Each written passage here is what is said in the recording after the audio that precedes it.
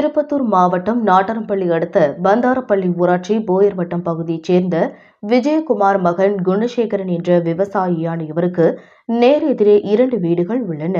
இந்த நிலையில் நேற்று இரவு ஒரு வீட்டில் குணசேகரன் குடும்பத்தினருடன் தூங்கிக் கொண்டிருந்தார். அதை அறிந்த மர்ம நபர்கள் வீட்டின் தாழ்பாலில் யாரும் வெளியே வர முடியாத அளவுக்கு துணியால் கட்டிவிட்டு மற்றொரு வீட்டில் இருந்த பீரோவை உடைத்து 15,000 பணம் மற்றும் வீட்டின் வெளியே நிறுத்தப்பட்டிருந்த எக்ஸல் இருசக்கர வாகனத்தை திருடி சென்றுள்ளனர்.